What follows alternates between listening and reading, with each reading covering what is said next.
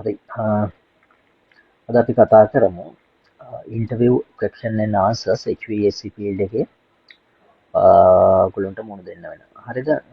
මෙන්න මේ පළවෙනි ප්‍රශ්නේ විදිහට මම ගත්තේ what is the difference between VRV and VRF system? අද මේ ප්‍රශ්නේ ඉන්ටර්විව් ඔයගොල්ලන් අහුවට පස්සේ මේකේ පළවෙනි පොයින්ට් එක තමයි මේ සිස්ටම් දෙක අතර බේසිකලි වෙනසක් නැහැ. හරිද? මෙතන VRV කියලා කියන්නේ variable refrigerant volume. මේ නම යූස් කරන්න පුළුවන් ඩයිකින් කම්පැනියට විතරයි. මොකද මේ ටෙක්නොලොජි සොයාගත්තේ ඩයිකින් කම්පැනි. එයාට තමයි පේටන්ට් පර්මිට් එක තියෙන. ඒකට එයා යූස් කරන්නේ මේ සිස්ටම් වලට VRV කියලා. හරිද? ඒකට VRF කියලා මේ ටෙක්නොලොජියට මේ නේම් එක යූස් කරන්නේ අනිත් කම්පැනි. ඒ කියන්නේ ක්‍රේන් ඊළඟට යෝක් ඒ වගේ අනිත් කම්පැනි මේක variable refrigerant flow. හරිද?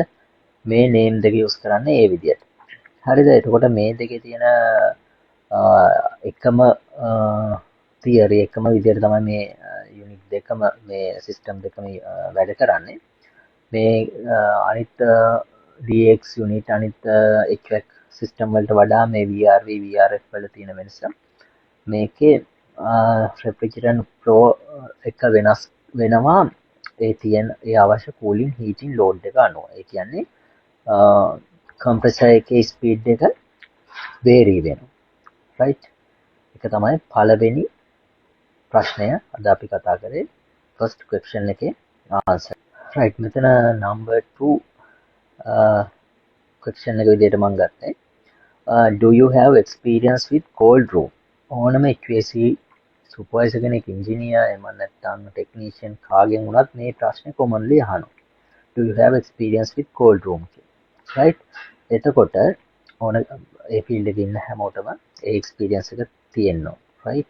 එතකොට ඔයා මෙතන ෆ්‍රෙෂර් කෙනෙක් නම් එක්ස්පීරියන්ස් එක නැත්නම් නෑ කියලා කියන්න. එහෙම එක්ස්පීරියන්ස් තියෙන කෙනෙක් yes කියලා කිව්වොත් ඒත් එක්කම බැඳිච්ච ප්‍රශ්න කීපයක් අහනවා. ටෙම්පරේචර් රේන්ජ් එක. ඒ කියන්නේ ඔයා වැඩ කරපු කෝල්ඩ් රූම් එකේ ටෙම්පරේචර් රේන්ජ් එක අහනවා. right?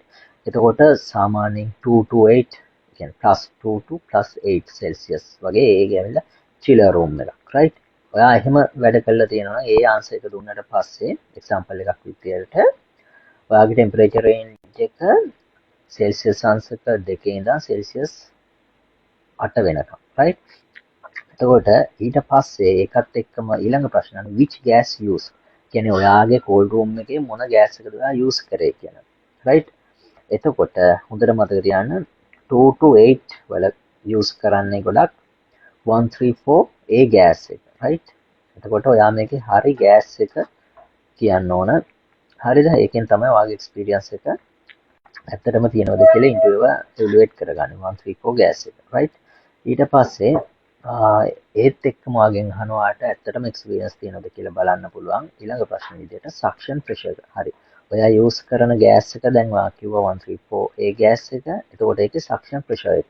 එතකොට ඒකේ සක්ෂන් ප්‍රෙෂර් එක එනවා 20 to 30 35 psi.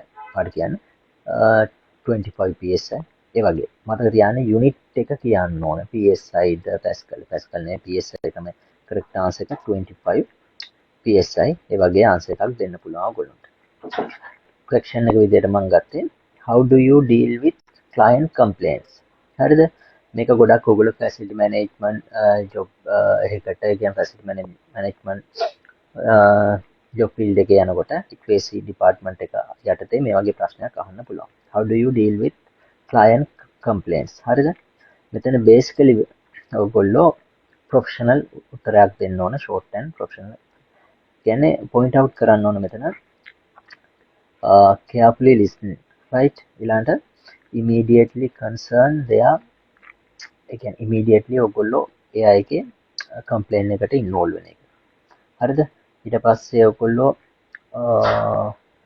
clarify කරන්න ඕන field එකට ගිහිල්ලා ඒ temperature සම්බන්ධ complaint එකක් නම් ඒ විදිහට clarify කරන්න ඕන. ඊට පස්සේ ඔයගොල්ලෝ ඔයාගේ ටෙක්නීෂියන්ලා ඒ අවශ්‍ය වැඩවලට ඉන්වෝල්ව් කරාට පස්සේ ඒක ඉක්මනටම ඒ කම්ප්ලේන් එක රිසෝල්ව් කරලා ඉමීඩියට්ලි ක්ලයන්ට් ඉන්ෆෝම් කරන්න. මේ ටික ඔයගොල්ලෝ මෙතන පොයින්ට් අවුට් කරන්න. ඒ කියන්නේ පළවෙනි එක carefully listen, right? ඊට පස්සේ acknowledge their concern. ඊට පස්සේ immediately involve that complaint with technician. ඊට පස්සේ ඒක immediately resolve කරලා ඊට පස්සේ immediately client inform කරන්න ඕන. ඔය point ටික ඔයගොල්ලෝ point out කරන්න ඕන. ඔය එක විදියට මම ගත්තේ what is the meaning of KPI? හරිද? KPI කියලා කියන්නේ key performance indicator. හරිද? එතකොට ඒ උත්තරේ ඔයගොල්ලෝ ඉන්ටර්විව් එකට දුන්නට පස්සේ how is it measured? ඒ කියන්නේ ඒක measure කරේ කොහොමද ඔයාගේ previous company එකේ කියලා අහන්න. හරිද?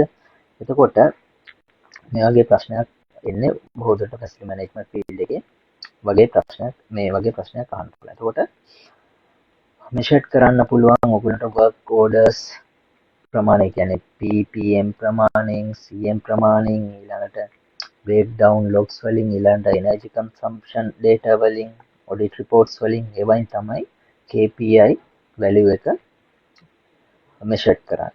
හරිද? right ඊළඟට last question එක විදියට මම ගත්තේ how do you test the capacitor? මේකෙනුත් ඔයගොල්ලෝගේ මොනිටර් කරන්න ඔයගොල්ලන්ට field එකේ experience තියනවද කියලා. හරිද? දැන් capacitor ඔයගොල්ලෝ ගන්නවා single phase motors වලට ගොඩක් use කරනවා capacitor. හරිද? එතකොට මේක capacitor එකක් ඔයගොල්ලෝ කොහොමද basically check කරගන්නේ කියලා හොතින් මේකට අපිට multimeter එක use කරන්න පුළුවන්. right? multimeter එක use කරන්න ඕනේ. multimeter එක capacitor mode එකට දාලා ඊට පස්සේ capacitor එක අපිට capacitor එකේ අග්‍ර දෙකෙන් තියලා ඒ probe දෙක ඊට පස්සේ අපිට ඒක multimeter එකෙන් බලන්න පුළුවන්. හරිද? ඒකේ process එක මේ විදිහට ඔයගොල්ලන්ට point out කරන්න පුළුවන්. power isolate කරනවා ඉස්සෙල්ලා ඊට පස්සේ capacitor එක ඔයගොල්ලෝ remove කරන්න ඕනේ. ඊට පස්සේ capacitor එක ගහලා තියෙන ඔයගොල්ලන්ගේ කොච්චර microfarad ප්‍රමාණයක් තියෙනවද කියලා. right? ඒක අපි හිතමු 10 mf කියලා microfarad. ඊට පස්සේ ඒ ප්‍රමාණය අපිට එනවද කියලා බලන්න පුළුවන් multimeter එකෙන් බලලා. එතකොට 10% tolerance එක ප්‍රශ්නයක් නැහැ. හරි? ඒ කියන්නේ ඒ ගහලා තියෙන value එකෙන් microfarad value එකෙන් 10% වෙනස් වුණාට ඒක ප්‍රශ්නයක් නැහැ. ඒක හොඳ capacity එකක් කියලා අපිට use කරන්න පුළුවන්. right?